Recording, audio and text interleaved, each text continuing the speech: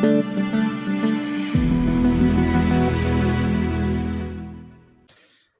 guys, Paul from the innovation community here. Today I'm with Nanda Padayachee, who is the head of AI automation and APIs at Standard Bank Group. Great to have you with us. Pleasure to be here. Thanks for having me, Paul. Just to start with, tell us a bit about yourself in a few words, Nanda. I've got a background in technology and business. I've always worked at the intersection of the two once I dropped out of university. A lifelong career spent at Standard Bank. I'm fortunate to be blessed with a loving family with a beautiful wife and 2 kids. And spirituality is an important aspect of my life. So I've been vegetarian my whole life and try and live a very conscious and pure, as far as I can, life, and try and make a positive impact in the world. So where did your career working in data start? It started probably around 2015, 2016. I'd been in working at, I guess, tangentially with data for a long time. And I never really paid a huge amount of interest to it, and was looking for a new challenge. And the things that I enjoyed doing is taking things that aren't quite mainstream, things that are more on the edge that need to become critical and create a critical focus around them in organizations. And so that's really where I started, getting involved with data in a very substantial way, taking responsibility for the data infrastructure and technology we use across Standard Bank Group. And I fulfilled that role for the better part of 4 years. So how has that role evolved over the 4 years? What's really changed about it? My appointment coincided with, as I mentioned, we had recognized the need for data to become far more centric to everything we do in the organization. We had made a very conscious decision to try and treat data as an asset and not just something that we have loads of, but how do we apply this very purposefully. And so we set up an operating model around data for the organization. We started a transformation from a technology and architecture perspective, and then started mobilizing very deliberately around the organization as to how we start to take advantage of the data opportunities that we had within the organization. So what are you up to in the current role over at Standard Bank? As you mentioned at the intro, I now take responsibility for artificial intelligence, automation, and APIs. I guess I got to the point where we've done a lot of the groundwork, and I wanted to take a more active role in working with data as the raw material, and really try and process that to much greater value, as opposed to just focused on the data pipelines and flows and governance and quality and management of data, but more working directly with the outputs of data, and bringing that data context together with my background from a digital and digitization perspective, and really try and create a really strong synergistic relationship between what we're trying to achieve organizationally around client centricity, digitization, really breaking down silos around how we create and product offerings and service our customers. And that's a really good point to bring up. I think breaking down silos is a huge challenge for any data professional. What are some of the best practices and the common pitfalls that you've seen when you're trying to work more closely with the customer? Yes, I think as data professionals, it's easy to get sucked into this whole world of data. We have our own language. We even talk around data literacy. We must become data literate. We have our own way of thinking around things, our own way of applying technology. We've got dedicated databases and special tools, and we create like this whole aura around data. And I think what's really important is that all those things are critical, but on its own doesn't really serve a particular purpose. And really connecting what's possible with data to what matters for customers is really the sweet spot. And I think that's really where certainly we try to gravitate more towards, and seeing other leading organizations do the same. That data is not the specialized thing on the side that a special group of people with a with a special set of capabilities engage with, but something that becomes far more democratized and something that's consumed by everybody in the organization in order to create value. So at the heart of it, it sounds like you're very passionate. What really interests you about working with data? So I think the key thing for me was more that um, there's in the digital world in which we create, the shadow of digital is data.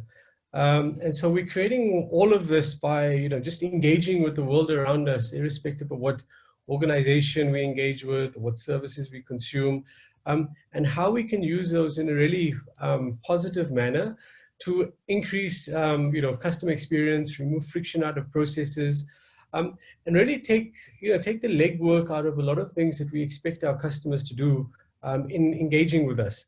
And so using what they're already telling us, the insights that they're already sharing with us as trusted organizations, how do we use this to create a more compelling, positive experience for them? That's fantastic. So what would you describe as some of the major successes that you've achieved over your career? So I'd answer, more in a context specific to data, given that that's the topic of discussion. I think the first thing was, being part of that leading cohort that created this culture change within the organization that, data was something that we all needed to take fundamentally seriously, and that we couldn't be serious around digital and serious around client centricity without being serious around data.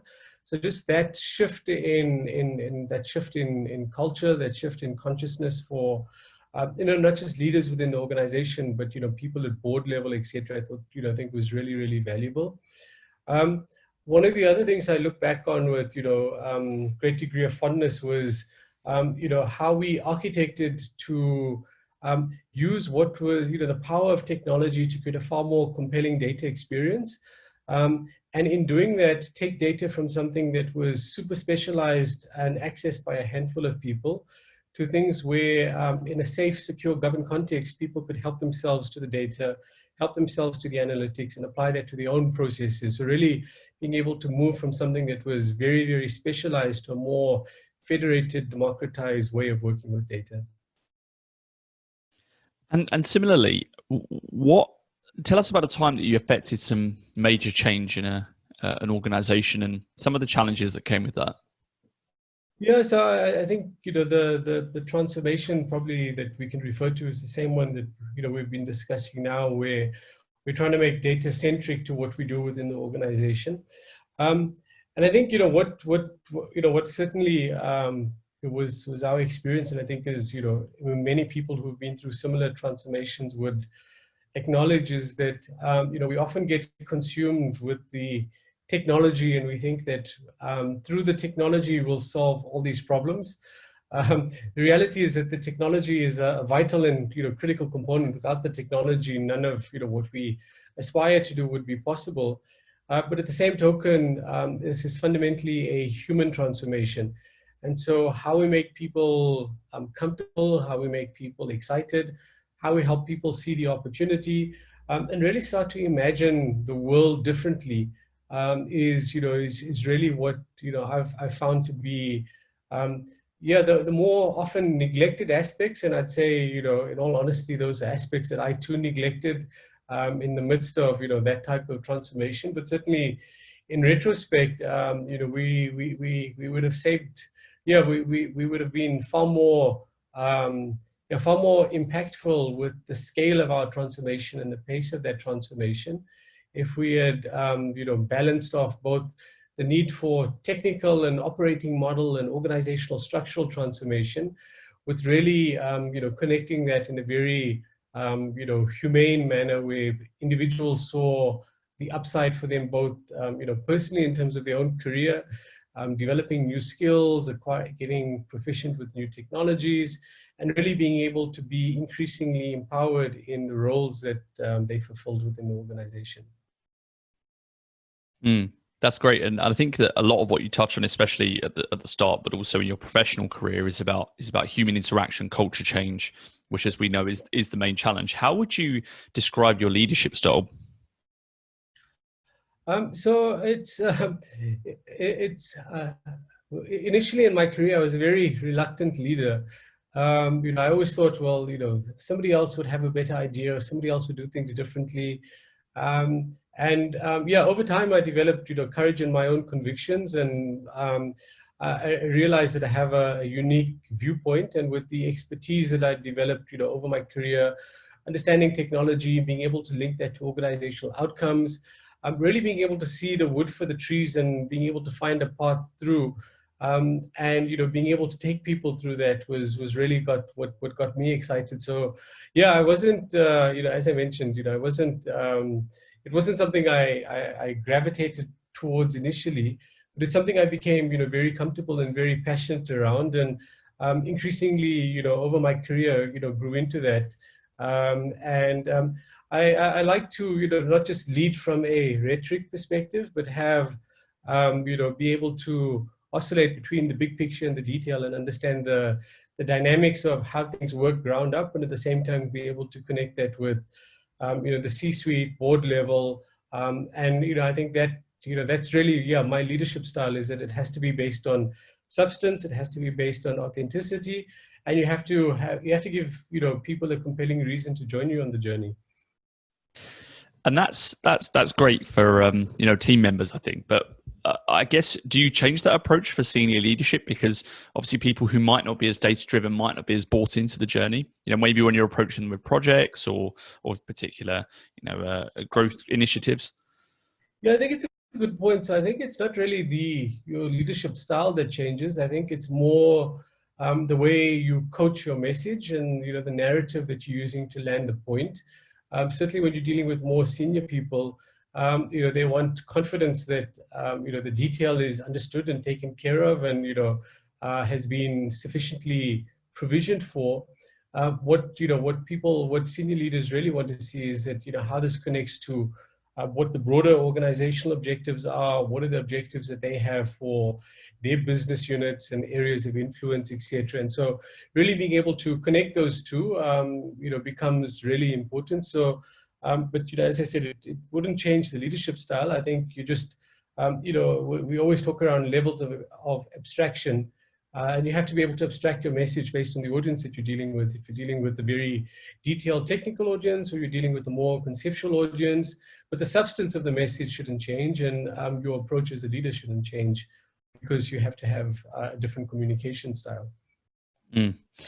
Makes sense. I mean, within Standard Bank, then, it sounds like you're doing a lot of really great things. Where do you see the biggest opportunity for improvement at the moment? So I think with any large organization, it's really around creating consistency. You want data to be able to flow seamlessly across, throughout organizations, or throughout the organization. And we are a large organization operating across, a multitude of countries, predominantly across the African continent. So creating consistency for data to be able to harness, to be harnessed effectively across the organization is key, and doing that in a manner that still protects, and adheres to the sovereign rights of, respective countries. It does it in a manner that treats data securely, with deference to, privacy and other requirements that, our customers and we expect of ourselves. So I think, there's certainly, there's certainly a greater opportunity there for us to fully realize that ambition.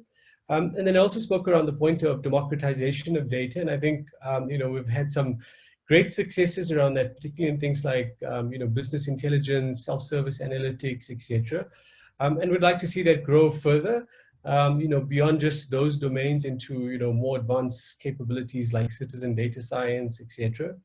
And then also, for data to power not just the capabilities that are used by data professionals, but, power a host of other processes, whether they're artificial intelligence processes, whether they're automation processes, whether they're the type of APIs that we're creating, or informing the type of interactions and discussions that we're having with our clients. You mentioned as well that some of the mistakes you made during your journey were human related. What do you think was the biggest mistake you made during your career? So I think not there's probably there's been a few, but I think the one recurring theme, which is a constant area of focus, is really I think once sometimes we have an idea, we have a vision, and we don't spend sufficient time creating that shared context for everybody to see the promised land in the same way that we do.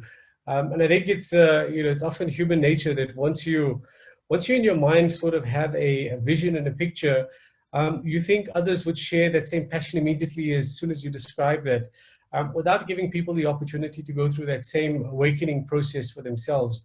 And so I think that's really powerful. Is that the right idea ahead of its time is still the incorrect idea, and so how you orchestrate for for that awakening to happen, not just for yourself but for others who are critical to the process, becomes really really key. And again, recognizing what the pitfalls may be in a particular transformation, and recognizing the need to build momentum really, really quickly, I think is essential. And I think that applies to any transformation, whether it's a data-driven transformation, a digital transformation, any kind of transformation. The need to build momentum, get credibility, create confidence, because in essence, what you're asking with any transformation is for people to forego something that they know has worked or may have worked for them in some context in the past, and try something new. And so people want confidence, and as humans, even in the way that we communicate, we take so much more out of the non-verbal cues in terms of body language, tone, emotion, etc. And so creating those signals to give confidence around the journey, and really celebrating very vociferously when there are successes to be celebrated, is also important. And yeah, those are some of the points that come to mind in that regard. Very humbling. I'm sure the guys will appreciate that. A big one, a big topical one, the role of COVID-19 and how that's affected your organization, your working style, that kind of stuff. Yeah, I think, in truth, I think we've probably surprised ourselves in how quickly we've been able to respond, both in terms of, the first priority, of course, being, how we preserve the health and well-being of our employees and the clients that we engage with. Given that we're a financial services institution, we have branches, clients, need to be able to service their financial needs. So being able to do that in a responsible fashion very quickly, I think has been key. And I think our government's also played a really exceptional role in taking a really strong and deliberate stance in terms of what is expected and the role that each person needs to play to preserve the common well-being of everybody as a society. And then coupled with that is, we've made investments for a long time in cloud capabilities, etc. And we've been able to leverage those to move towards remote working from home for the vast majority of our employees, where their work circumstances can allow for that to be the case. So even at this point in time, almost 80% of our workforce operate remotely, and that's been working very seamlessly. And I think it's shown that, work should be something you do rather than a place you have to go. And of course, we all are looking for new ways to collaborate and miss, personal interaction. But at a point in time where, we all need to sacrifice to maintain the well-being of each other and the nation, this has proved a very effective alternative. And our customers have appreciated that as well, that we've been able to continue to service them. And I think what's been, especially pronounced is the role that, we could play in supporting our customers through these processes, both in terms of, granting access to credit for when, in South Africa, we went through a 3-month period where, unless you were classified as an essential service, basically the economy was shut down, etc. And so really being able to be very agile in how we support our customers through those processes has been, really, really, inspiring to see and be part of, and for, customers to feel that recognition. With that in mind, what's your top working from home tip? I think the most important thing is being able to carve out time. I think it's unrealistic to expect that you have the same uninterrupted flow that you may have in an office environment. Of course, there's many distractions, and if you've got kids at home, you've got pets, you've got so many other things that are on the go, you've got deliveries coming through. So really just being able to compartmentalize your day and giving yourself time in between. So things like, instead of hour meetings, 45-minute meetings, so people can attend to other stuff before the next meeting. I think those, it's the small things that make a big difference in just maintaining some flow throughout the day. Just being able to recognize when you need to switch off and manage yourself, I think, has become really, really important. It's easy to get, to give yourself very freely, when you're working from home, and dissolve boundaries. But I think it's also important to, to be very deliberate around, how you apply your energy in particular contexts. Makes a lot of sense. Do you have a routine while you're working at home? Or is it as simple as just separating the personal and the professional? No, so I'm a very unroutine person. I don't know what the opposite of routine is. I'm not very regulated, as in by this time, this day, I start certain things. But I do, I do like to begin my day with meditation. So I at least do that. And then, I've got 2 young kids who are at school. So my wife and I take them to school, and then I'll start my work day after that. I'm not so disciplined to, like, in my workday, carve out 2 hours for thinking time. And then, I prefer to be, pretty fluid and see, what my energy levels are needing at different points in time. But those 2 things I try and do every morning is my meditation every morning, and then spending some time with the family before they head off to school. That sounds like a good routine to me. What's the best piece of advice you ever received? There's been many. I've been fortunate to have very many great mentors and leaders who I've worked with through the course of my career. I think the piece of advice that stood out for me the most was really just trust yourself. I think often we we don't really fully appreciate all the talents and opportunities that we may have, and that how unique a perspective we may have around certain situations. So, and especially for someone like me, who I mentioned was a reluctant leader to begin with, that confidence around you are good enough is was really important. And and I've seen that if you apply yourself to a situation, of course, we never in control of control of the outcome. But if we can look back and say we made the best decisions as best we could with the information we had at hand, our intentions were pure in what we looked to do, in how we went about doing things, we tried to be as inclusive as we could be in what we did. Then there's always factors outside of control, but you look at that and say, yeah, I wouldn't have done too much differently. And so that's that's important, that you really bring your true self, and I think also create the space for others to be their full authentic selves. Sometimes we say that we say that glibly, but not everybody has access to the same opportunities, especially in a country like South Africa, which has so much inequality. We've got the highest inequality in the world. We have to make a deliberate effort to allow for people to step into their power. And so those are things that are really important for me. That's very wise words. Moving forward, what are you curious about right now? Of course, AI is a huge field, just seeing how the field is developing, both in terms of the academic angle and what's being pursued there, as well as what's being applied in industry, and seeing how that's playing out. The whole topic of ethics is a massive topic of interest for me at the moment.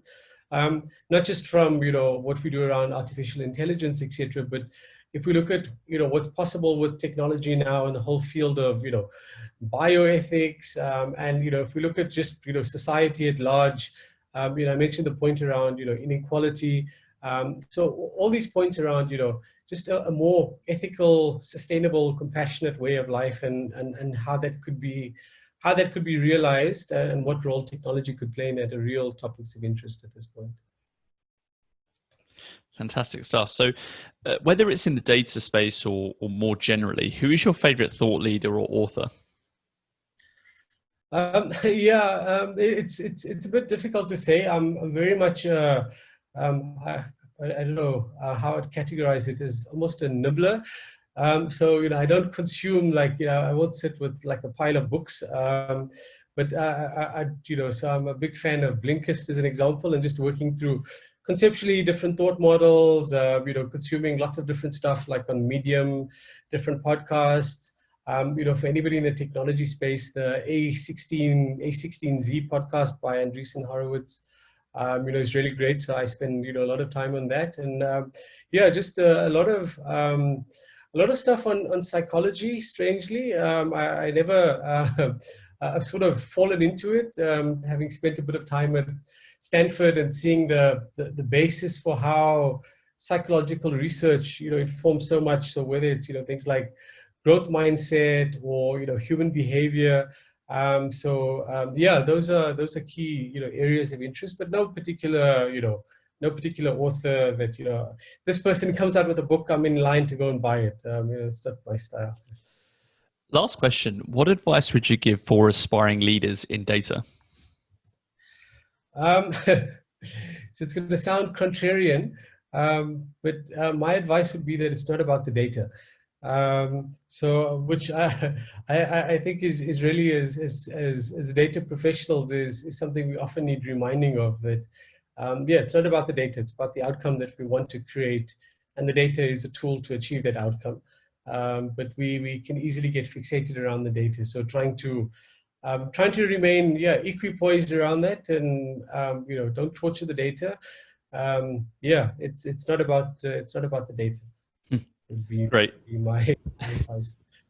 That was Nanda Padayachee, who is the head of AI automation and APIs at Standard Bank Group. Thanks for joining us. Great. Thank you for having me, Paul. Appreciate it.